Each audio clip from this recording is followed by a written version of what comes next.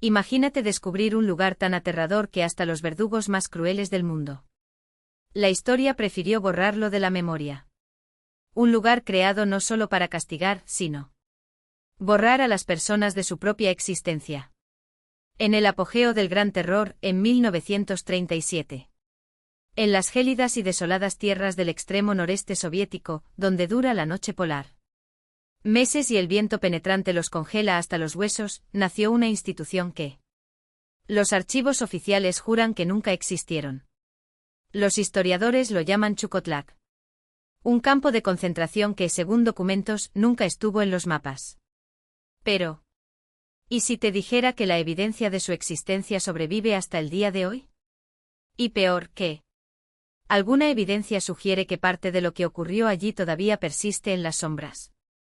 Esta historia que estás a punto de escuchar está basada en documentos archivados. Encontrado por casualidad en 2012, durante las renovaciones en un antiguo edificio de la KGB en añadir. Casi todo quedó destruido, pero algunas carpetas, escondidas detrás de un falsa pared del sótano, han resistido el paso del tiempo. Entre los papeles amarillentos había fragmentos de informes, cartas personales, expedientes de prisioneros y, lo más valioso de todo, en definitiva, el diario de uno de los guardias del campo. Estos documentos revelan que en marzo de 1937, a 120 kilómetros de la costa del Océano Ártico, en el norte de la península, en Chukotka se construyó un complejo secreto que no está registrado en ningún mapa del país. Gulag. Oficialmente se trataba del objeto especial número 318, pero en los pocos registros que permaneció apareció como Chukotlak. Curiosamente, incluso en ultra secretos del NKVD, la ubicación se mencionó indirectamente con códigos como Expedición del Norte o simplemente el objeto. Según los documentos supervivientes, el campo fue creado por orden personal de Lavrentij Beria, entonces jefe del NKVD en Georgia, pero que ya tenía una influencia decisiva en Moscú. El objeto 318 no era un campo de trabajo cualquiera, era un laboratorio de investigación. Experimentos humanos. Los documentos describen sus objetivos en términos vagos y eufemismos siniestros. Un informe fechado el 12 de abril de 1937 dice, el objeto. El especial número 318 está destinado al estudio de los límites del organismo humano en condiciones extremos y la implementación del programa Novo Homem. Los resultados deben ser entregado personalmente al camarada B, probablemente Beria, por un mensajero especial. Nada podría filtrarse. Chukotlak fue construido en uno de los lugares más inhóspitos de la Tierra, un valle montañoso rodeado de picos rocosos, a 80 kilómetros del pueblo más cercano. En invierno los termómetros cayeron a menos 50 grados y la noche polar duró casi 3 meses. En verano, el valle se convertía en un pantano infestado de mosquitos y moscas negras. El acceso solo era posible a través de un estrecho pasaje entre él. Montañas a menudo bloqueadas por ventiscas o inundaciones. Este aislamiento no fue casual, garantizó que ningún prisionero escapara y que nadie fuera. Sabía lo que estaba pasando más allá de las alambradas de púas. La primera oleada de reclusos llegó en abril de 1937, 64 personas, en su mayoría prisioneros políticos condenados en virtud del infame artículo 58 del Código Penal soviético. Pero había algo. Lo extraño de este grupo, todos eran intelectuales. Científicos, ingenieros, médicos, filósofos, historiadores. Entre ellos el profesor Víctor Stepanovich Levin, de Universidad de Leningrado, especialista en chamanismo y culturas árticas, autor de Prácticas chamánicas de los chukchi y esquimales. Condenado por agitación antisoviética. Su ficha destacaba, tema de especial interés para el programa NH y Novo Homem. Levin no fue el único experto en culturas nativas. Un análisis de los expedientes revela que muchos de los prisioneros eran antropólogos, etnógrafos y lingüistas centrados en los pueblos indígenas de Siberia y el Lejano Oriente. No fue casualidad, ellos Fueron seleccionados por sus conocimientos. Además de intelectuales, el campo albergaba a nativos de Chukotka, chukchis, esquimales. Pares. Oficialmente no eran prisioneros, sino voluntarios de una expedición científica. Sin embargo, el diario del guardia Sergei Krylov cuenta otra historia, 16 de mayo de 1937. Hoy llegaron 6 chukchis del campamento cerca de Welen. Teniente Barinov. Dijeron que ayudarán a nuestros científicos a estudiar las costumbres locales, pero por cierto. Son vigilados, no están aquí por voluntad propia. Uno de ellos es un chamán, un anciano de pelo blanco y ojos extraños. Nos mira como si viera algo que no vemos. El campo estaba dividido en zonas. En el centro estaban los edificios administrativos, cuarteles de guardia y laboratorios. A su alrededor, 3 zonas residenciales, una para intelectuales, otro para presos políticos comunes y un tercero para nativos. Fuera del perímetro principal había una zona misteriosa, llamada en los documentos objeto mina. Casi no se sabe nada sobre ella, pero el diario de Krylov da pistas. Inquietante, 3 de junio de 1937. Hoy estuve de servicio en la mina por primera vez. Nunca había entrado allí. La seguridad pertenece a los moscovitas y no dejan escapar a nadie. Acercarse. Me quedé afuera, pero escuché sonidos. No eran gritos ni hablaban. Parecía un canto, pero nada que haya escuchado nunca. Piel de gallina en la piel. Le pregunté a Colimín. ¿Quién alguna vez trabajó allí? ¿Qué pasó? Él simplemente sacudió la cabeza y dijo, no preguntes. Y si quieres dormir por la noche, nunca mires dentro. El mando del Chukotlak fue entregado al coronel Igor Markovich Severov, figura envuelto en el misterio. Su nombre no aparece en los archivos convencionales del NKVD. Como si su biografía hubiera sido meticulosamente borrada. La parte científica fue por Anton Glebovich Raevsky, un experto en psicología experimental. Sin ningún registro en las publicaciones soviéticas de la época. Se sospecha que Raevsky era un seudónimo utilizado para ocultar la verdadera identidad de alguien cuyo pasado era un secreto de Estado. Los primeros meses fueron de construcción y organización. Pero, ¿qué pasó en las sombras de mina? ¿Y por qué, décadas después, algunos residentes de Chukotka todavía evitar hablar de este lugar? Es posible que las respuestas se hayan perdido o, peor aún, que aún falten. Estar vivo. En condiciones brutales, los prisioneros construyeron cuarteles, laboratorios y vallas. Contención. Muchos no resistieron. En los registros del guardia Krylov parece que hasta a finales de junio de 1937, menos de la mitad de los reclusos de la primera oleada todavía estaban vivo. 28 de junio de 1937, ayer enterramos a 5 más. O mejor dicho, no enterramos. Lo arrojamos a una fosa común en la ladera de la montaña. La tierra aquí es permafrost. Incluso en verano no se profundiza. El doctor Odorkovsky, también prisionero. Dijeron que murieron de cansancio y frío. Pero vi los cuerpos. 2 tenían manchas. Manchas negras se extienden por la piel y los ojos blancos. Completamente blanco, como si el color había sido succionado. Odorkovsky desvió la mirada cuando le pregunté. ¿Él sabe algo? ¿O teme algo que no se atreve a nombrar? Los verdaderos experimentos en Chukotlak comenzaron en julio de 1937, después de la llegada de equipo especial y un nuevo grupo de científicos, esta vez no prisioneros, sino voluntarios reclutados bajo presión o coerción para trabajar en ese desierto helado. Los documentos describen procedimientos con términos, técnicas y códigos ambiguos, pero cruzando fragmentos de informes y testimonios. Surge un patrón inquietante: el límite de la psique humana fue estudiado bajo condiciones extremas y más. Algo que los soviéticos llamaban eufemísticamente de habilidades paranormales. En el informe del Dr. Raevsky del 10 de agosto de 1937, los experimentos de la serie A Presentó resultados prometedores.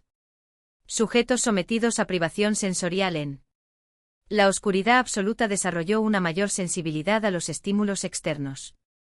El 30% de ellos mostraba signos de lo que el informe llamó percepción ampliada, la capacidad de capturar información sin el uso de los sentidos convencionales. Lo más notable fue el del sujeto L17, supuestamente profesor Levin, quien, después de 2 semanas de aislamiento, describió con precisión quirúrgica el contenido de un sobre sellado. Recomiendo su transferencia inmediata a la serie B, señaló Raevski. Y la serie B tuvo lugar allí abajo. En la mina. Los experimentos en esta fase involucraron antiguos rituales chukchi, realizados por reclutó por la fuerza a chamanes locales. Krylov registró en su diario el 12 de agosto. 1937, hoy vi cómo llevaban al viejo chamán a la mina, acompañado de 2 chukchi. Y por el profesor Levin. Todos vestían túnicas extrañas bordadas con símbolos idénticos a los que vi en las rocas cerca de un campamento abandonado. Levin estaba irreconocible, demacrado, con los ojos hundidos, pero con un brillo febril. Estaba murmurando algo en un idioma que no era el ruso. Cuando me pasaron, sentí un olor, no a podredumbre, no a hierbas quemadas, sino a algo que me heló huesos, a pesar del día caluroso. A finales de agosto, el infierno rompió sus barreras. Oficialmente fue un accidente de gas. Pero Chukatlak no tenía gasolina. Krylov escribió el 30 de agosto de 1937, esta noche sucedió algo horrible en la mina. Estaba en el puesto lejano, pero vi destellos verdosos provenientes de las ventilaciones. Después, gritos no humanos como si la tierra misma estuviera aullando. Entonces silencio. Un silencio tan absoluto que hasta el viento se detuvo. Cuando sonó la alarma, se llevaron los cadáveres. Sierra. Mironov y Baklanov, 2 guardias. No hay heridas visibles, pero sus caras. Dios.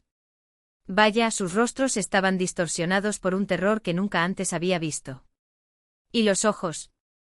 Ropa blanca. Sin alumnos. Los demás fueron llevados en bolsas cerradas. Dijeron que era gas. ¿Qué gasolina? Aquí no hay gasolina. Y ese olor, azufre y algo más viejo, algo. Eso no debería existir. A continuación llegó una comisión de Moscú, encabezada por Dmitry Zakharovich Sneerson, un hombre sin título oficial en los documentos, pero cuyo poder incluso hizo. El coronel Severov inclinó la cabeza. En una nota directa a Beria, Sneerson escribió: el incidente del 29 de agosto del 37 confirma la viabilidad de la investigación. Sujeto L17 Levin.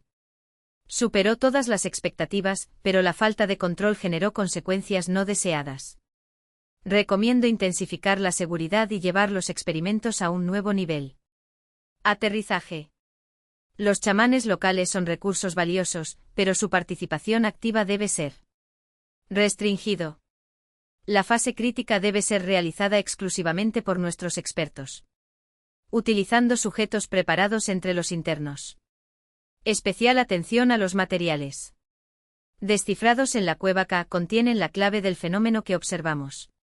Cueva K, mencionada en fragmentos, nunca localizada con precisión.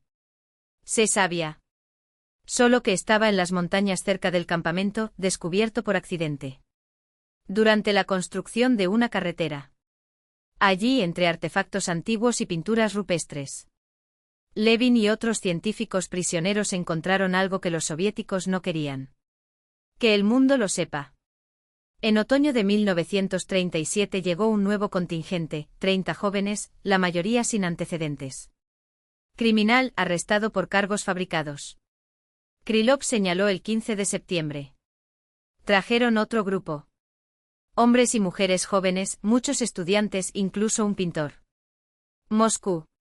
Miran con esperanza, como si este fuera un campo común, como si regresaban a casa. No saben que de aquí nadie vuelve. Principalmente no. Mío. Colocaron a todos en cuarteles separados, bajo vigilancia reforzada. Dicen que son para experimentos especiales. No me gustaría estar en su lugar. Los experimentos de la serie V comenzaron a finales de septiembre. Y lo que sea. Lo que le hicieron a esos jóvenes, los documentos nunca lo revelarán. Los experimentos estaban vinculados a intentos de establecer contacto con entidades. Así los llamaban en los documentos oficiales, los ancianos o los durmientes. Y. El 2 de octubre de 1937 algo cambió para siempre. Esos 5 jóvenes, 3 niños y 2 niñas, fueron sacados del cuartel. Todavía por la mañana. Hacia la mina. Stepanov, mi compatriota, uno de los guardias que lo escolté, me contó lo que vio dentro. Nos vistieron con ropas extrañas, cubiertos con símbolos grabados, y los hizo sentarse en un círculo alrededor de una piedra monumental, traído de esa maldita cueva. La piedra también estaba marcada con los mismos signos. En el centro del círculo el profesor Levine, ahora irreconocible, un esqueleto con ojos ardientes, murmurando palabras en un idioma que nadie conoce. Comprendido. Raevsky juró que se trataba de un antiguo dialecto de los Chukchi, pero Stepanov, que había escuchado el verdadero idioma de los nativos, garantizó, no sonaba como nada humano. Sonaba como si algo vivo se retorciera dentro de la garganta del hombre. Moverse por sí solo. Solo recordarlo me produce náuseas. A mediados de octubre se desató el infierno. Los informes oficiales llaman a la incidente de la ruptura B, pero los detalles fueron borrados o nunca registrados. Lo que sabemos proviene del diario de Krylov. Durante uno de los experimentos en la mina, algo escapó. Murieron guardias y prisioneros. Otros simplemente desaparecieron. Como si la tierra se los hubiera tragado. Y luego llegó la noche del 17 de octubre. Estaba de servicio en el otro extremo del campo cuando sonó la alarma. Disparos. Carcajadas. Luego ese silencio, el mismo de antes, pero esta vez más largo, casi una hora. Hasta que lo vi. Una masa oscura, sin forma definida, deslizándose entre los cuarteles. No fue sombra, no era humo, era algo que pulsaba, como si respirara. Y dentro de él, flotando en el vacío, 2 puntos rojos. Ojos. No parpadearon. Ellos no se movieron. Como el nuestro. Flotaban fijas en el aire como brasas en una llama lenta. La cosa avanzó hacia la valla, se detuvo de repente como si escuchara algo y entonces esos ojos se giraron en mi dirección. No fue el cuerpo el que giró. Solo los ojos. Y. Sentí, Dios mío, sentí que me veía por dentro como si mi carne era transparente.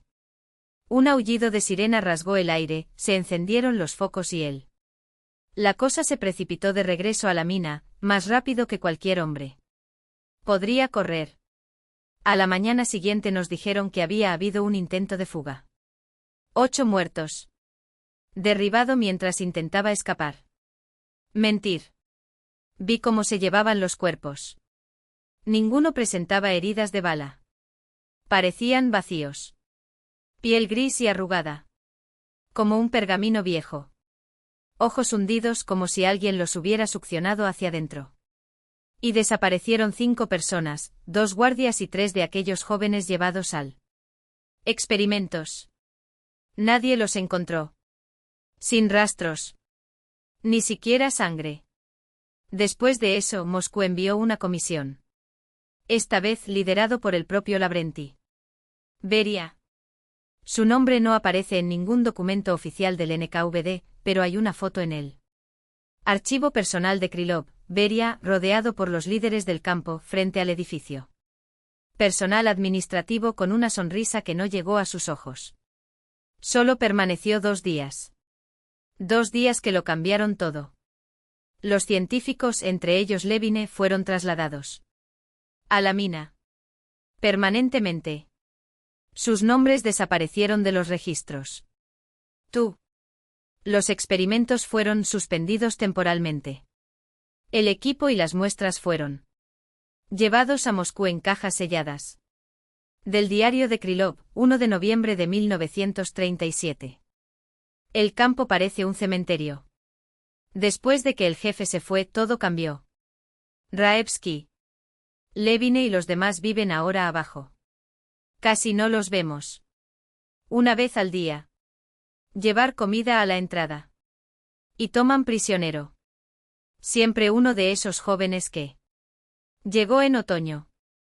Nadie vuelve. El coronel Severov camina como un muerto viviente. Dicen que Beria lo destruyó en el último incidente. Todos tenemos miedo de que lo hagamos. Liquidar, y no solo el campo. Quienes lo vieron como yo saben demasiado. Stepanov, que me habló de los experimentos, desertó hace 3 días. En su totalidad. Invierno en la tundra. Nadie cree eso. Me callo. Escondo este diario. Rezo por no ser el siguiente. El invierno de 1937 a 38 fue implacable, incluso para Chukotka. Los termómetros marcaban 60 grados. Las tormentas de nieve azotan el campo del mundo durante días. Los prisioneros murieron como moscas, de frío, de hambre, de miedo. Pero no fue solo el hielo lo que delicado. Del diario de Krylov, 15 de diciembre de 1937. Tercera noche consecutiva. Los sonidos provienen de la mina. No son gritos. No es el viento. Es como si algo estuviera respirando allí abajo, lentamente, como un animal gigante dormido. Y él. Cada noche se hace más fuerte. Los prisioneros rezan. Uno de ellos, un ex sacerdote, dice que estos son los últimos tiempos. Que despertemos lo que no se debe despertar. Tú. Las pesadillas se extienden. Todos sueñan lo mismo, una enorme cueva bajo él. Montaña y dentro de ella, algo antiguo moviéndose y esos ojos rojos. 28 de diciembre de 1937. El guardia Petrov se volvió loco anoche. Gritó que venían tras él, que vi criaturas con ojos rojos arrastrándose bajo tierra. 4 hombres. Los retuvieron hasta que llegó el médico con una jeringa. Esta mañana se llevaron a Petrov. A pesar de no a la enfermería. Vi la dirección del auto, hacia la mina. 10 de enero de 1938. Desde hace una semana nadie sale de la mina. Dejamos comida en la entrada. Alguien o algo, la búsqueda. Los sonidos ahora se pueden escuchar incluso durante el día. Y el olor se esparce por el campo cuando el viento sopla desde esa dirección. Putrefacción. Pero eso no es todo. Es viejo. Está mal. 3 presos se han ahorcado en los últimos 2 días. No pudieron soportarlo. Ya no tengo fuerzas para escribir. Quizás esta sea mi última nota. Siento que están cerca. Saben que estamos aquí. Y tienen hambre. 2 de febrero de 1938. Un mensaje cifrado, firmado con una inicial ilegible. Pero cuyo contenido lo deja claro, proviene del más alto nivel del NKVD. Ultra secreto. Él. Se recibió el informe del coronel Severov. La decisión es irrevocable, liquidación total de la objeto 317, siguiendo el protocolo de tierra quemada. No habrá evacuación. Permitido para el personal consciente de la naturaleza de la investigación. Todos los materiales y el equipo debe ser reducido a cenizas. El acceso al área de la mina es estrictamente prohibido. El lugar estará sellado de acuerdo con las instrucciones de seguridad. Máximo. Para llevar a cabo la operación, un equipo especial, comandado por el mayor Klimov, estás en camino. Y entonces llegaron. Los archivos no registran detalles, pero los fragmentos que sobreviven pintan un cuadro. Imagen de horror sistemático. En febrero de 1938, un destacamento del NKVD aterrizó en Chukatlak con una misión clara: borrar cualquier rastro de aquel Eso se hizo allí. Y sobre todo, silenciar a los testigos. Pero algo salió terriblemente mal. Equivocado. Los registros meteorológicos soviéticos, desclasificados décadas después, revelan una anomalía inquietante. El 4 de febrero de 1938, sismógrafos en la región norte de Chukotka captó un temblor subterráneo de magnitud inusual, como si la bomba atómica había sido detonada en las entrañas de la Tierra. Imposible, por supuesto. A menos que algo haya sido liberado. Peores aún son los documentos de aviación militar. El 5 de febrero, un escuadrón de bombarderos despegaron de la base de Nadim con una carga letal, 20 toneladas de bombas incendiarias y explosivas, lanzadas en coordenadas que coincidían con él. Ubicación de Chukatlak. El informe oficial menciona entrenamiento de bombardeo, una farsa grotesca. 3 días consecutivos de ataques aéreos no dejan lugar a dudas que fue una operación de exterminio. Después de febrero de 1938, el objeto 317 dejó de existir en los periódicos. Pero no en realidad. Los archivos muestran un esfuerzo metódico por borrar incluso el recuerdo de aquel lugar.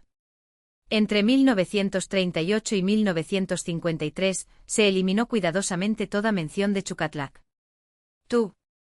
Los pocos que sobrevivieron a la liquidación, fueron trasladados a otros gulags remotos, donde murieron en circunstancias naturales tan convenientes como sospechosas. El coronel Severov, el hombre que firmó los informes iniciales, fue llamado a Moscú.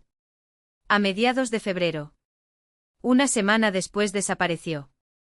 Su expediente médico indica arresto por negligencia criminal, pero todos sabían lo que eso significaba: un tiro en el cuello, un cuerpo arrojado a una fosa común. Nadie lo preguntaría. ¿Y las fotos? No hay ninguno. Excepto por esa única imagen con Beria sobreviviendo. Por el puro descuido de algún archivero distraído.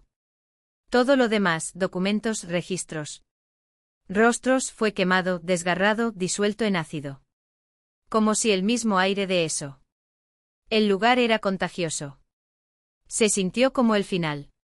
Otro secreto enterrado bajo el peso del régimen, otra mancha. Negro en la historia que nadie se atrevería a investigar. Pero Chukatlak no había terminado. En los años 50, tras la muerte de Stalin, empezaron a llegar mensajes extraños a las oficinas de seguridad del Estado. Cazadores y pastores de renos denunciados. Luces danzantes sobre la montaña Pekulney. Sonidos que no provienen de ningún animal conocido. Y sobre todo, las personas que desaparecieron, geólogos, exploradores. Incluso soldados sin dejar rastro. Ni siquiera sangre. Ni siquiera huesos. Ni siquiera huellas. Un informe del teniente coronel Vasiliv, jefe del departamento local de la KGB, fechado del 20 de julio de 1955, es esclarecedor. En los últimos 2 años, los casos de desapariciones en la región de la cordillera Pekulney aumentó un 300%. Los nativos llaman al lugar Valle Maldito y negarse a acercarse. Según sus leyendas, allí habitan espíritus ancestrales, alimentándose de almas humanas. Desde un punto de vista científico podrían ser deslizamientos de tierra o ataques de animales. Pero hay un problema: ningún cuerpo. No se encontraron equipos ni pistas. Ni siquiera perros rastreadores. ¿Puede rastrear algo? Guías locales, hombres que conocen estas montañas.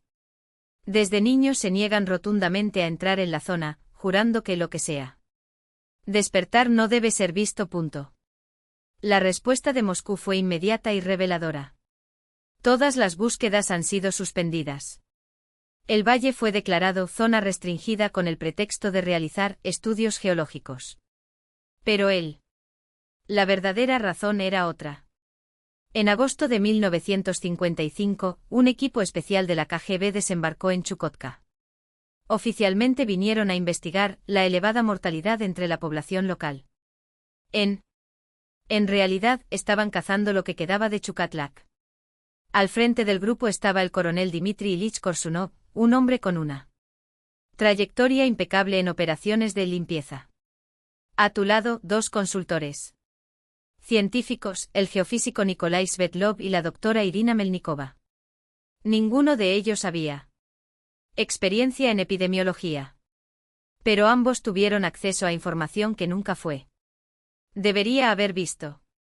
Durante 6 meses exploraron la región.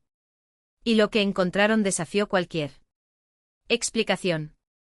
Del informe de Korsunov del 15 de noviembre de 1955. Confirmamos la existencia de una zona anómala de aproximadamente 2 kilómetros de ancho. Diámetro. En el centro, la temperatura nunca supera los -15 grados, independientemente de la estación. No hay vegetación. El suelo tiene un color gris y una composición química desconocida. Ver apéndice 3, profesor Svetlov. Equipo. La electrónica falla al acercarse. Las brújulas giraron fuera de control. Pero lo peor son los efectos en la mente humana. Después de 2 horas dentro de la zona, todos los miembros de el personal informa vívidas alucinaciones y terror paralizante. Los guías locales se niegan. Avanzando insistiendo en que algo antiguo fue despertado por los hombres de blanco asterisco. Probablemente una referencia a los científicos de la década de 1930. Mis conclusiones. 1. Nos enfrentamos a las consecuencias de experimentos secretos realizados aquí. Antes de la guerra. 2. Se desconoce la naturaleza de estos experimentos, pero su impacto persiste. Décadas después. 3. Recomiendo establecer un puesto de observación permanente a distancia. Seguro y continuar la investigación solo por métodos remotos. Moscú estuvo de acuerdo. En enero de 1956, a 15 kilómetros de la zona anómala, base secreta. Pero las preguntas persistieron. ¿Qué habían despertado en Chukatlak?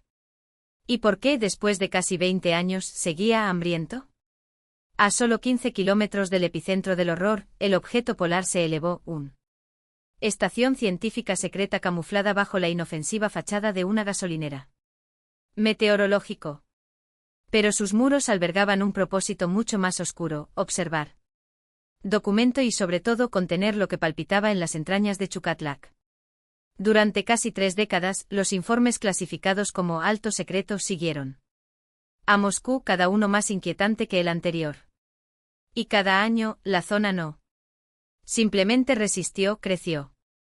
En 1970, su diámetro ya superaba los 3,5 kilómetros. En el centro de la anomalía, los termómetros marcaban -30 grados en pleno verano, mientras los bordes servían con actividades que desafiaban cualquier explicación racional. El informe del mayor Gorklimov, comandante de la estación, es un testimonio helado de lo que se avecinaba. En los últimos meses se han intensificado fenómenos anómalos. Luces inexplicables. Bailan sobre el área al anochecer, como si algo respirara en la oscuridad. Las anomalías. Las fuerzas magnéticas son ahora tan fuertes que inutilizan equipos a kilómetros de distancia. Pero lo peor son ellas, las figuras oscuras. Siluetas humanas o algo que alguna vez fue humano, con extremidades distorsionadas en proporciones grotescas. Aparecen en el crepúsculo inmóviles como estatuas de sombras. Mirando la estación. Intentamos fotografiarlos, acercarnos sin éxito. Ellos simplemente desaparecen, como si nunca hubieran existido. Los residentes de Ust Belaya informa sobre desapariciones de animales y aullidos resuenan en las montañas de noches sin viento. No son lobos. No son vientos. Es algo más. Recomiendo ampliar la zona de exclusión a 30 kilómetros y prohibir cualquier actividad humana en la región. Lo que sea que haya allí, se está volviendo más fuerte. Las palabras de Klimov no pasaron desapercibidas. Entre bastidores en el Kremlin, la amenaza era elevado al nivel de crisis nacional. En marzo de 1981, una comisión especial del Consejo de Ministros discutió soluciones drásticas, incluida la detonación de una ojiva. Energía nuclear de baja potencia en la zona. Los argumentos a favor eran simples: si no podemos entenderlo, destruyámoslo. Pero los científicos advirtieron: no lo mataría. Eso lo alimentaría. El veredicto fue unánime: ninguna acción directa. La Unión Soviética, que ya había despertó algo que no debería existir, ahora tembló ante la perspectiva de empeorar. La zona de exclusión se amplió a 50 kilómetros, se reforzó el secreto y más. Se enviaron investigadores, no para resolver el misterio, sino para vigilar su crecimiento. Luego vino el colapso. En 1991, con la URSS en ruinas, Polar Object fue abandonado. Los últimos guardias se fueron. Las puertas se cerraron. Y por primera vez, al cabo de décadas, eso quedó solo. Lo ocurrido en los años 90 es un vacío en los archivos.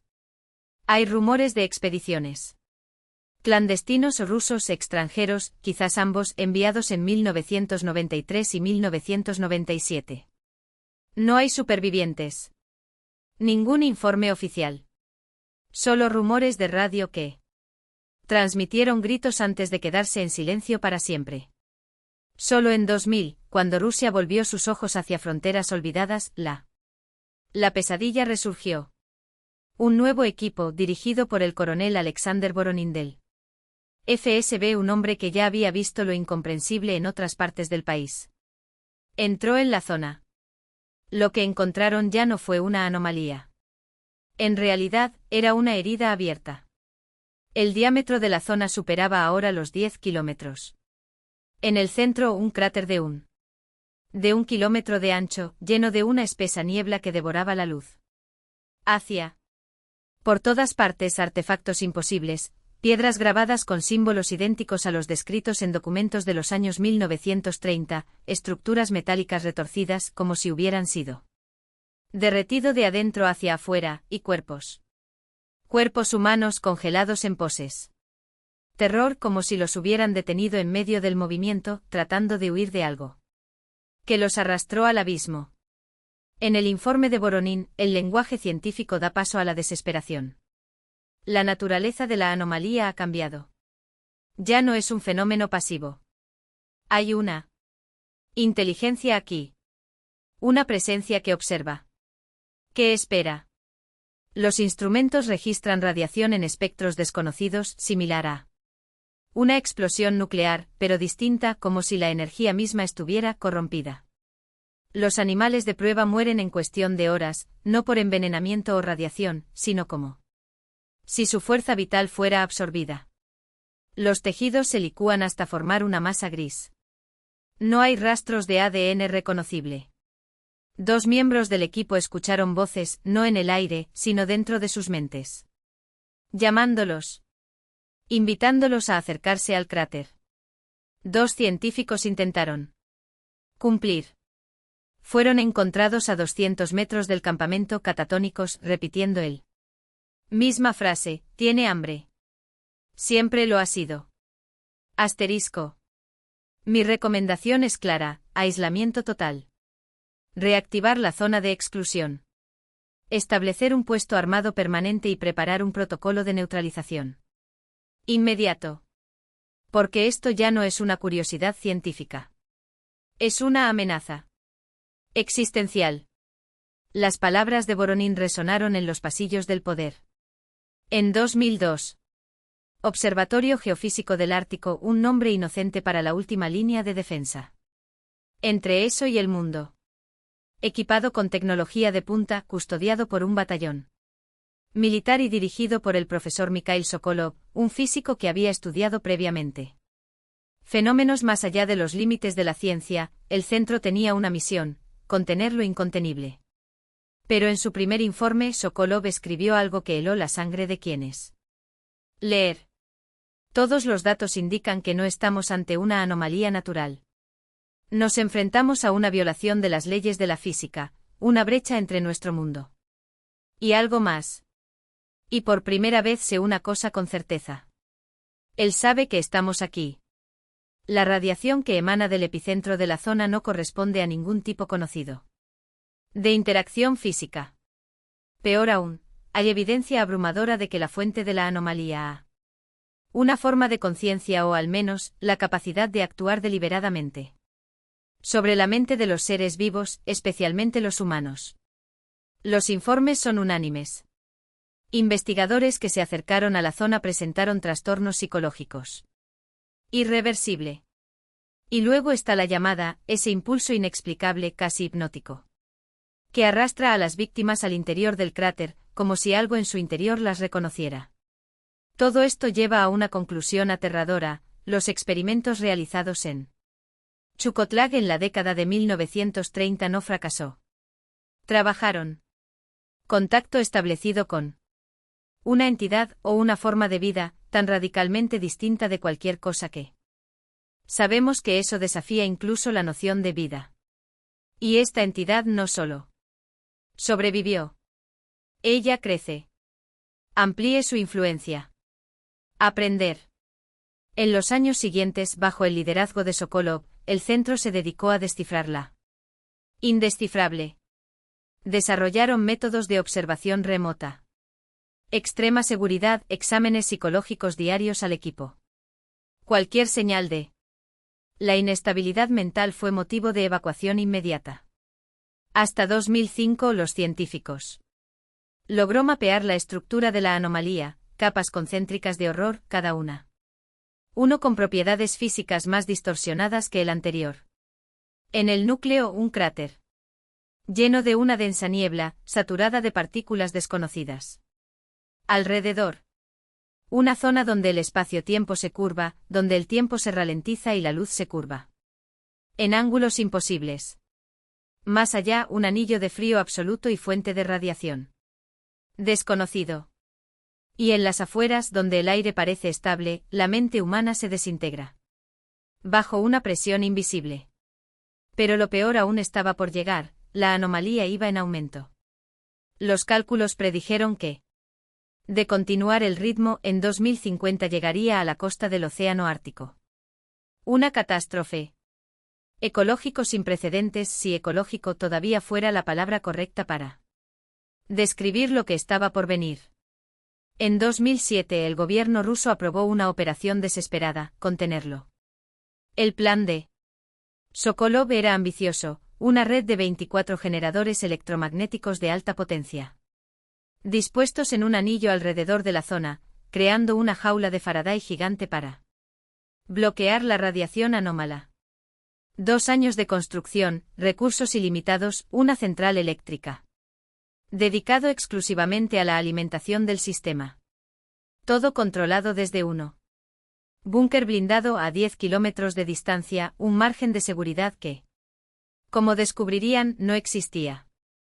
Las pruebas comenzaron en octubre de 2009. Durante los primeros días pareció funcionar. La expansión de la anomalía se ralentizó. Pero entonces los generadores empezaron a fallar. Uno a uno. Ninguna explicación. Hasta que en la noche del 6 de noviembre el sistema entró en colapsar. Mensaje de emergencia transmitido desde el centro de control, 6 de noviembre de 2009. 11:45. Situación crítica. Todos los generadores del sector norte se desactivaron simultáneamente. Causa desconocida. Se detectó una enorme oleada de energía desde el centro del cráter. Los sensores indican la formación de un flujo dirigido hacia el búnker.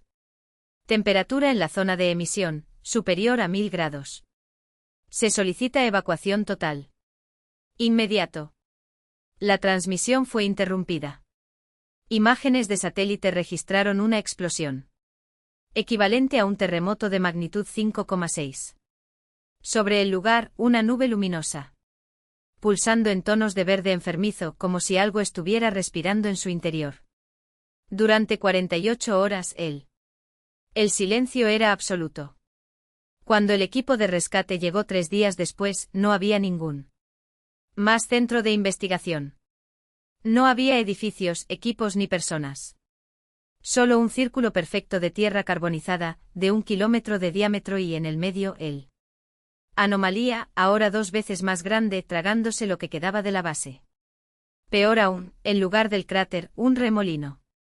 Una fisura que se hundió en la tierra como un desfiladero abierto del que brotaban columnas de luz verdosa, visibles incluso desde el exterior. Espacio. Después de 2009, el gobierno ruso decretó la cuarentena total. Un perímetro de 100 kilómetros custodiados por fuerzas especiales. Oficialmente una zona de desastre ecológico por fugas de sustancias tóxicas. En la práctica, una prisión por algo. Eso no debería existir. Se prohibió la investigación directa. Solo monitoreo remoto para satélites y sensores automáticos, pero incluso estos datos limitados son suficientes para helar la sangre de quienes los analizan. Porque la anomalía no ha dejado de crecer. Hoy su diámetro supera los 30 kilómetros. Y entonces vino el descubrimiento más aterrador: no está sola. Desde 2013 comenzaron a surgir ramas de la anomalía en todo el mundo. Zonas pequeñas. Con las mismas características: frío anormal, radiación desconocida. Efectos devastadores en la psique humana. Primero en Noruega. Luego en Canadá. Alaska, Siberia. En los últimos años, incluso en las regiones más meridionales, en las cumbres del Tíbet. En las dunas de Gobi, en lo profundo del Amazonas. Todo unido por un patrón siniestro: leyendas locales sobre dioses durmientes, entidades antiguas cuyo despertar anunciaría el fin. Mitos que, de manera aterradora, se hacen eco de las historias de Chukotka sobre los que vinieron de las estrellas, los mismos mitos que en 1937 obsesivamente estudiado por Levin y su equipo, puede haber sido la invitación que desencadenó todo. En 2020, la ONU creó un grupo de élite para investigar el fenómeno. Oficialmente, Comité Internacional para el Estudio de Anomalías Geofísicas. Sin embargo, detrás de escena, todo el mundo lo llama como realmente es: el Comité de Chukotka. Una última línea de defensa contra algo que cada día parece menos una amenaza lejana y más una aviso. El Comité de Chukotka no es un grupo cualquiera. Reúne a las mentes más brillantes de disciplinas que van desde la física cuántica hasta la lingüística comparada, incluida la geología de fronteras y la antropología de los mitos prohibidos. Su mandato es simple: descifrar lo indescifrable.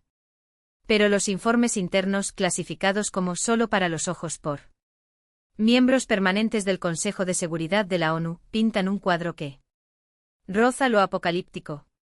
El último documento, presentado en marzo de 2023 bajo el sello Ultra Sensitive. Destruir después de leer, no deja lugar a interpretaciones optimistas. Si las anomalías mantienen su ritmo actual de expansión, estimaciones conservadoras proyectan que para 2030, el 5% de la superficie de la Tierra será consumida por ellos. Territorios que, una vez infectados, se vuelven estériles, distorsionados, inhabitables.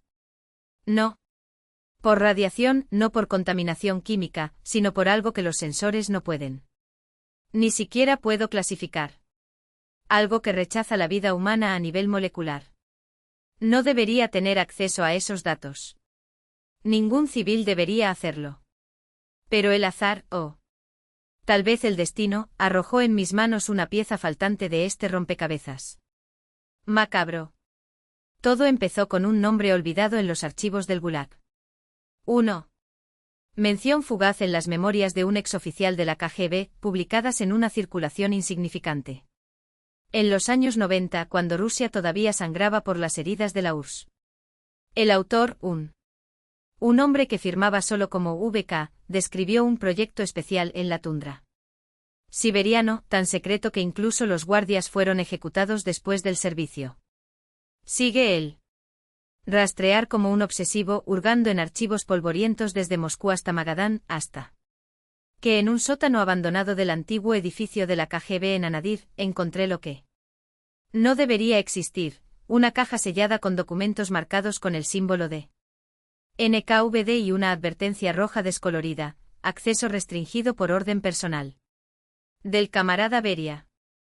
Los infractores serán fusilados sin juicio. Lo que había dentro no eran solo papeles. Fue una advertencia. Si esos registros son auténticos y cada fibra de mi instinto de historiador grita. Si lo están, entonces la humanidad no está al borde de una crisis. Estamos en medio de esto. Y todo empezó en 1937, cuando un equipo de científicos soviéticos, actuando bajo órdenes directas de la Brentish Beria, violaron una tumba que nunca debería haber sido abierta. No es una tumba cualquiera. Un portal. Peor aún, las anomalías no son ciegas. No se propagan al azar. Ellos cazan. Los datos del comité de Chukotka, que logré obtener a través de fuentes no oficiales. Dentro de la ONU muestran un patrón aterrador, las zonas de distorsión son avanzando hacia puntos específicos del globo como si estuviera guiado por un inteligencia colectiva. Y en los últimos 6 meses su actividad ha aumentado un 400%. Escribo estas palabras desde una habitación de hotel en Ibik, un pequeño pueblo perdido en el norte de Canadá, donde hace 3 semanas surgió una de las ramas de la anomalía principal. Mañana tengo la intención de acercarme a su borde, no de entrar, porque quien entre no regresa, sino que observa. Tal vez, solo tal vez, vea algo que los satélites y los drones del comité se perdieron. Pero esta noche algo me encontró primero. Me desperté a las 3:17 de la madrugada con la sensación de que no estaba solo. Una luz verdosa, enfermizo, se filtró a través de las rendijas de la cortina. Cuando la aparté, la vi, una silueta. Humano, o algo que alguna vez fue humano, parado justo debajo de mi ventana. Los brazos eran demasiado largos, desproporcionados, como si hubieran sido estirados por un fuerza invisible. El cuello se curvaba en un ángulo que debería tener huesos rotos. ¿Y él? Ojos. No había ojos. Aún así, sabía que ella me vio. Y entonces llegó la llamada. No fue un sonido. Era una presión dentro de mi cráneo, una voz que no era una voz. Susurrando en un idioma que nunca he escuchado, pero que mi cerebro de alguna manera tradujo, ven. Las puertas están casi abiertas. Ahora eres parte de esto. Por un momento mi cuerpo respondió. Los músculos se contrajeron como si estuvieran tirado por hilos invisibles. Solo el dolor de resistirse a algo que parecía tan natural. Cuanto respirar, me mantuvo dentro de la habitación. 1 hora más tarde, cuando finalmente logré mirar nuevamente, la figura había desaparecido. Pero la sensación de ser observado permaneció. Y ahora, mientras escribo estas palabras, las escucho. Voces superpuestas como un coro. De 1000 gargantas hablando de reencuentro, de despertar, del último sello. A veces creo que me estoy volviendo loco. Otras veces estoy seguro de que mi cerebro está siendo reescrito por algo que no es humano. Envío este informe a mi colega en Moscú, el profesor Orlov. Si estás leyendo esto, significa que algo salió mal. Que las anomalías me llevaron como me llevaron tantos otros antes que yo. O que yo, como Levin y su equipo, he pasado a formar parte de ellos. Ya es demasiado tarde para detener lo iniciado. Los engranajes del mecanismo se pusieron en marcha en 1937 y ahora no hay forma de desactivarlos. Solo queda un consuelo sombrío: si las proyecciones del comité de Chukotka son correctas, en menos de una década, no quedará nadie que pueda leer estas palabras. Porque ya están aquí. Y no desaparecerán. Extracto final del diario del Dr. Andrei Nikolaevich Solovyov. Encontrado en su habitación en el Hotel Northern Lights, Ibik, Canadá. 5 de marzo de 2024. El Dr. Solovyov desapareció a la mañana siguiente. Tu cámara, dejada atrás. Grabó 17 segundos de estática antes de capturar una imagen borrosa, una figura. Alto, de proporciones distorsionadas, detenido donde la nieve se encuentra con el borde de la anomalía.